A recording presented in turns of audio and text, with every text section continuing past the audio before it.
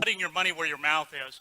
When I come and do these things and do them live, and then you don't know what you're going to get, you know. So they asked me to do the brain maps on some people that were having the bars done, and it's like, okay, that's good. You know, I'm open. I'm always pushing the envelope. I'm on the front of the curve that's on the front of the curve. We have to look back to see where the cutting edge is. All I can tell you is when I saw the results, my jaw dropped. I was so astounded. And you got to remember, I've been doing this for 16 years. I have seen brains of every kind and all different kinds of conditions. This is the very first time that I've ever seen a brain do what we are about to show you. I mean, I was blown away. It takes a lot to blow me away.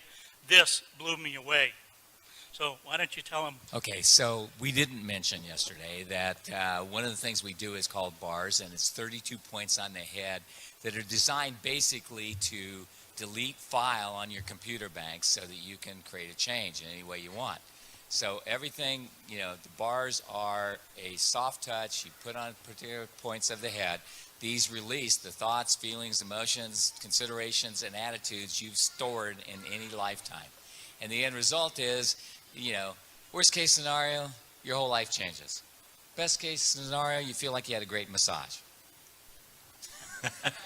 So. We have several different databases, ways that we can look at this information, and that adds a level of credibility and reliability. And so I'm going to show you all the different ways that we measure this. So we take an EEG, we put the cap on their head, and we measured all 19 electrodes. We did eyes closed, brain on task. Then they did the bars, and then we did it again right immediately after. Put the cap back on their head, measured eyes closed, brain on task. And I'm going to show you what happened. This is a normal brain map. And so this one is before.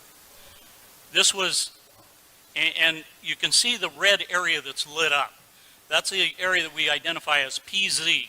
And it's showing that it's, you know, roughly 3 standard deviations above what would be considered normal.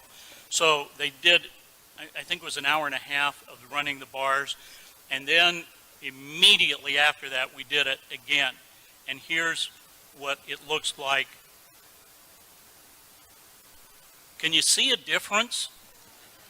Yeah, all right. So this was one measure that we were able to look at. Let's take another glance at something. It's called S-Loretta, and that stands for Scientific Low-Resolution Electromagnetic Tomography. But forget about that.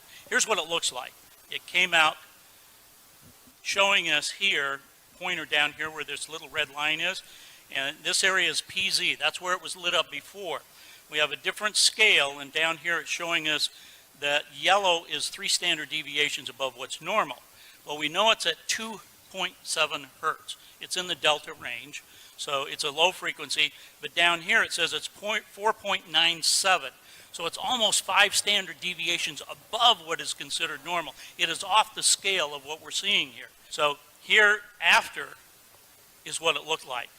See, you can see the dark color here is the normal range. It's also saying that the change happened at 2 hertz. Okay, well, that's all well and nice. There's another part that we look at here that is called the S-Loretta part here.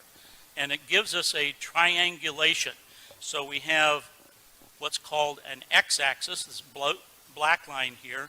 Then the one pointing up in the air is a y-axis, and then we have a z-axis. So we get this triangulation. It's showing us exactly where. And you see this stuff here in the back of the brain? Well, that's PZ. That's where you just saw, you know, it all lit up. So here's the after. It's gone. It's gone. This doesn't happen in my world of measuring brains. Not in a matter of a few minutes. Now, being